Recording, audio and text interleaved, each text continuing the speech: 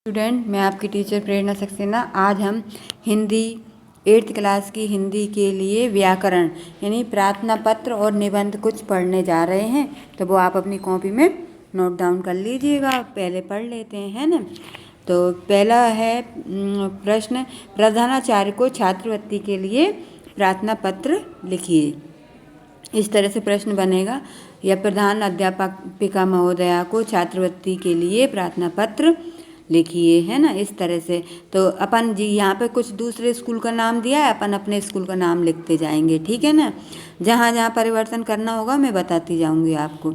तो पहले सेवा में प्राचार्य महोदया, मोती चिल्ड्रन हाई सेकेंडरी स्कूल, गुना, मध्य प्रदेश। महोदया, सविनय निवेदन है कि मैं 8वीं कक्षा का छात्र हूँ। मैं परीक्षा में सदैव अच्छे अंकों से पास होता रहा हूँ या रही हूँ।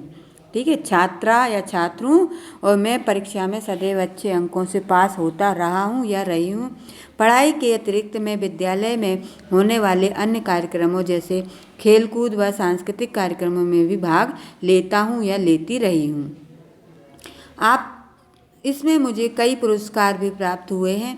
विद्यालय के सभी अध्यापक गण मेरे आचरण से पूरी तरह संतुष्ट हैं। इस वर्ष मेरे पिताजी के नौकरी से सेवानिवृत्त हो जाने पर परिवार की आर्थिक स्थिति असंतोषजनक हो गई है। इससे मैं अध्ययन हेतु आवश्यक सामग्री भी अब तक नहीं खरीद सकी हूँ या सका हूँ। मेरी आपसे प्रार्थना है कि मुझे छात्रवृत्ति दिलवाने की कृपा करें। मैं आपकी सदैव आभारी रहूँगी या आभारी रहूँगा। आपका आज्ञाकारी या आपकी आज्ञाकारी शिष्या, जो भी आपका नाम है वो आप लिख दीजिएगा। इस तरह से आपका ये प्रार्थना पत्र कंप्लीट हो गया है। सेकंड नंबर का प्रार्थना पत्र है, विद्यालय में पुनः प्रवेश के लिए प्रार्थना पत्र लिखिए। ठीक है, तो सेवा में प्राचार्य महोदया, मोती चिल्ड्रन हाई सेकेंडरी स्कूल, गुना, मध्य प्रदेश। महोदया, निवेदन है कि मैं आपके विद्यालय की 7वीं कक्षा की छात्रा थी। मेरे पिताजी के स्थानांतरण के कारण मुझे विद्यालय छोड़ना पड़ा था। अब पुनः मैं गुना आ गई हूँ, इसलिए मैं अपने पुराने एवं प्रतिष्ठित विद्यालय में प्रवेश लेना चाहती हूँ। मैं अपनी कक्षाओं में पढ़ाई ही नहीं अपितु खेल कूद व सांस्कृतिक कार्यक्रमों में भी अग्रणीय रही हूँ या रहा हूँ। आशा है कि आप मुझे 7वीं कक्षा में यानी 7वीं कक्षा में पुनः प्रवेश देकर अनुग्रहित करेंगी या करेंगे। आपकी आज्ञाकारी शिष्या, जो भी आपका नाम है वो आप लिख दीजिएगा। ठीक है, तो ये दोनों आपके प्रार्थना पत्र कंप्लीट हो गए। इनको आप अपनी कॉपी में नोट डाउन कीजिएगा और याद भी कीजिएगा। ठीक है, अब आते हैं अपन निबंधों पे। निबंध जो लेखन होते हैं ना उन पे। तो इसमें पहला निबंध हम लिखेंगे, मेरे जीवन का लक्ष्य। ठीक है, तो लिखना शुरू करते हैं। हेडिंग है मेरे जीवन का लक्ष्य। तो जीवन का लक्ष्य अर्थात जीवन का एक उद्देश्य साधना की हमें क्या बनना है, जीवन में किस राह की ओर बढ़ना है। लक्ष्य साध कर ही हम अपने जीवन की मंजिल को पा सकते हैं। बिना लक्ष्य जीवन पशु के समान होता है। विद्यार्थी जीवन में हम ऐसे चौराहे पर खड़े होते हैं जहाँ से जीवन निर्धारण की अनेक राहें निकलती हैं। कोई डॉक्टर बनना चाहता है, कोई इंजीनियर, कोई नेता या वकील। जो विद्यार्थी जीवन में आत्मबल के आधार पर अपना लक्ष्य निश्चित करके कंकरीले मार्ग पर निरंतर बढ़ता है, वह अपने लक्ष्य को अवश्य पा जाता है। मैं अपने जीवन में एक लक्ष्य बनाना चाहता हूँ या चाहती हूँ। शिक्षक बनकर मैं युवा पीढ़ी को सही राह देना चाहती हूँ।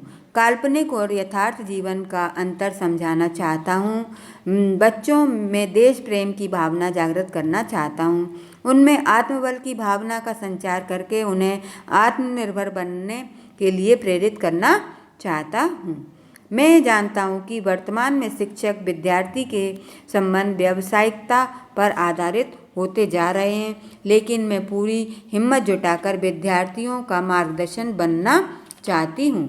मैं जानती हूँ कि अपने लक्ष्य को प्राप्त करने के लिए मुझे आशावादी, ज्ञानवान, अनुशासन प्रिय एवं सतर्क बनना पड़ेगा, लेकिन मैं विचलित नहीं होंगी या होऊंगा।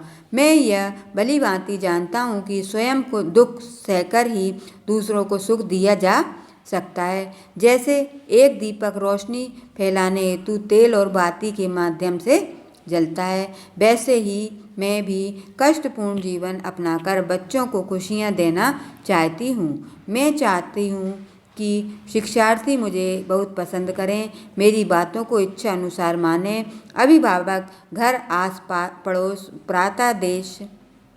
प्रांत देश एवं विश्व सभी में बंधुत्व का भाव रखें, सभी क्षेत्रों में अग्रणी हों, परोपकार की भावना से प्रेरित हों। मैं ईश्वर से यही कामना करता हूँ कि अपना लक्ष्य निर्विघ्न प्राप्त कर सकूँ। ठीक है, तो ये आपका एक निबंध हो गया है। कौन सा है? मेरे जीवन का लक्ष्य। अब दूसरा निबंध है एकता में बल। शुरू करते हैं। एकता में बल अर्थात संगठन में ही शक्ति है। जो कार्य मिलकर संभव है वह अकेले नहीं किया जा सकता। एकता की भावना से ही व्यक्ति, परिवार, समाज, राज्य व राष्ट्र उन्नति की सीमा तक पहुंच सकते हैं। जैसे हाथ की अलग अलग उंगलियां कुछ नहीं कर सकती हैं, और यदि सभी को मिला दिया जाए तो वही हाथ बड़े से बड़े असंभव काम भी संभव बना सकता है। एक लकड़ी तोड़ना आसान है, लेकिन लकड़ियों का गट्ठर तोड़ना असंभव है। बहुत से पक्षी मिलकर शिकारी के जाल को भी उड़ा ले जाते हैं, जबकि अकेला पक्षी तो शिकार के हाथ में लगता है। इन वक्तव्यों से हमें यह स्पष्ट होता है कि यदि हम मिलकर आपसी सहयोग भावना से रहें तो कोई भी ऐसी शक्ति नहीं है जो हमें आघात पहुंचा सके। आज हमारे समाज में जो बुराई फन फैलाए खड़ी है, उन्हें एकता द्वारा ही जड़ से उखाड़ा जा सकता है। भ्रष्टाचार, आतंकवाद व वर्णभेद ऐसे जहरीले तत्व हैं जो समाज को गलत दिशा की ओर ले जा रहे हैं। हमें चाहिए कि हम सभी मिलकर एक हो जाएं और इन बुराइयों का समूल नाश करें। राष्ट्रीय एकता को बढ़ावा देना भी हमारा कर्तव्य है, क्योंकि यदि राष्ट्र संगठित, सुदृढ़ व सहयोगी होगा तो कोई ऐसी ताकत नहीं है जो भारत पर आक्रमण कर सके। भारत में, नेक्स्ट पेज पे आइए, राष्ट्रीय एकता की कमी थी कि बाहरी जातियों ने इस पर प्रभुत्व जमाया। राष्ट्रीय एकता ही थी जिसके बल पर 15 अगस्त 1947 को हमारा देश आज़ाद हुआ था। ठीक है, ये आपका कौन सा? एकता में बल निबंध कंप्लीट हो गया है। अब आते हैं बसंत ऋतु। तीसरे नंबर का निबंध है बसंत ऋतु।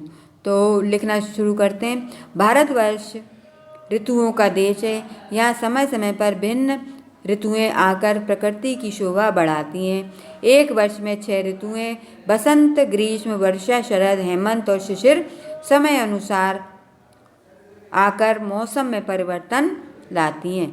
बसंत ऋतु को ऋतुराज, ऋतुरानी आदि संज्ञाएं भी दी जाती हैं। यह ऋतु सब ऋतुओं में सुंदर, सुहावनी, आकर्षक, मनमोहक एवं अद्भुत है। इस ऋतु में न गर्मी होती है और न सर्दी। सुहावना मौसम सबका मन मोह लेता है। इस ऋतु के आते ही प्रकृति खिल जाती है। वृक्षों और पौधों के पत्ते खिल जाते हैं। चारों ओर फूलों की सुगंध फैल जाती है। आकाश निर्मल हो जाता है। भंवरे, कोयल एवं तितलियां दिखाई देने लगती हैं। कोयल की कू सबका मन मोहने लगती है।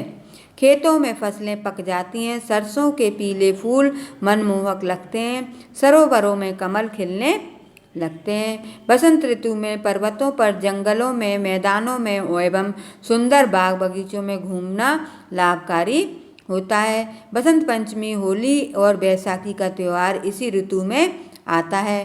प्राचीन आर्यों का पर्व सौर वर्ष इसी ऋतु में प्रारंभ में होता है। चंद्र वर्ष की शुरुआत भी इसी ऋतु में होती है। इस ऋतु में सबके मन में नई उमंग, नया उत्साह, नया जोश, नया बल एवं नई स्फूर्ति का संचार होता है। मनुष्य को ऋतुओं में प्रसन्नचित्त रहते ही हैं। हमारे धर्म ग्रंथों में यह ऋतु श्री कृष्ण की भी पसंदीदा ऋतु है। उन्होंने इस ऋतु में ऋतु नाम कुसुमाकर अर्थात मैं ऋतुओं में बसंत ऋतु हूँ कहा था। बसंत ऋतु स्वास्थ्य के लिए उत्तम ऋतु है। इस ऋतु में प्रातः साया घूमना बहुत अच्छा लगता है। बसंत ऋतु एक ईश्वरीय वरदान है और इसे हमें इस वरदान का पूरा लाभ उठाना चाहिए। ठीक है, ये आपका बसंत ऋतु वाला निबंध भी कंप्लीट हो गया है। अब आते हैं चौथा निबंध है स्वच्छता, साफ सफाई, है ना। तो स्वच्छता वाला निबंध हम पढ़ते हैं, देखिएगा आप। स्वच्छता का अर्थ है साफ सफाई अर्थात अपनी और अपने आसपास के वातावरण को साफ सुथरा रखना। हमें यह कभी नहीं भूलना चाहिए कि स्वच्छता है जहाँ स्वच्छता है वहाँ हमें अपने घर, क्षेत्र, नगर एवं देश की साफ सफाई का पूर्ण ध्यान रखना चाहिए। यदि प्रत्येक व्यक्ति इस हेतु जागृत हो जाए तो गंदगी का नामो निशान ही ना हो। कूड़े के ढेर, गंदे जल के बहने, नदी नाले मच्छर मक्खियाँ पैदा करते हैं, साथ ही प्रदूषण को भी बढ़ावा देते हैं, जिससे अनेक बीमारियों को बढ़ावा मिलता है। सर्वप्रथम हमें अपने शरीर की सफाई की ओर विशेष ध्यान देना चाहिए। प्रतिदिन नहाना चाहिए, बालों को तरीके से संवारना चाहिए, साफ सुथरे कपड़े पहनने चाहिए, हाथों पैरों की सफाई की ओर विशेष ध्यान देना चाहिए। अपने गली मोहल्लों को साफ रखें। आवश्यकता पड़ने पर DDT पाउडर का छिड़काव करवाना चाहिए। नालियों को ढककर रखना चाहिए और समय अनुसार नालियों की सफाई करवानी चाहिए। सफाई कर्मचारियों का विशेष प्रबंध होना चाहिए। सड़कों पर बने गड्ढों को समय अनुसार भरवाना चाहिए ताकि कीट पतंगे जन्म न लें। शरीर एवं आसपास के वातावरण की सफाई के साथ साथ हमें पीने के पानी, फल, सब्जियां एवं अन्य खाद्य पदार्थ, इनकी सफाई का भी पूरा ध्यान रखना चाहिए। पीने के पानी का शुद्धिकरण करना चाहिए। कटे हुए फल नहीं खाने चाहिए। सब्जियां एवं फलों को भली भांति धोना चाहिए। अन्य खाद्य पदार्थों को भी सफाई में से रखना चाहिए और खाना चाहिए। आसपास की हरियाली पर विशेष बल देना चाहिए ताकि सभी को सांस लेने के लिए शुद्ध वायु प्राप्त हो। जगह जगह कूड़ादान बनवाने चाहिए, उनकी साफ सफाई की और विशेष ध्यान देना चाहिए। वर्तमान प्रधानमंत्री श्री नरेंद्र मोदी जी ने स्वच्छता अभियान चलाया जिसकी अवधि 5 वर्ष है। सन 2019 में उसका स्वच्छ भारत का सपना पूरा होगा। यह केवल मोदी जी का ही नहीं बल्कि हर भारतीय का सपना होना चाहिए जिसे साकार करना आवश्यक है। स्वच्छता केवल स्वच्छता केवल शरीर का या वातावरण की ही नहीं होनी चाहिए बल्कि हमारे दिमाग और मन भी शुद्ध होना चाहिए। हमें सभी के शुद्ध आचरण करना चाहिए ताकि हमारे व्यक्तित्व के साथ साथ हमारी विचारधारा को भी पसंद करें। ठीक है, तो आपके ये निबंध हो गए और प्रार्थना पत्र हो गए। इनको अपनी कॉपी में नोट डाउन कीजिएगा और याद भी कीजिएगा। समझ कर पढ़िएगा 2-4 बार तो अपने आप याद हो जाएंगे, आपको समझ में आ जाएंगे। ठीक है, नेक्स्ट वीडियो में नेक्स्ट चैप्टर के साथ फिर मिलेंगे। तब तक के लिए बाय बाय, थैंक यू।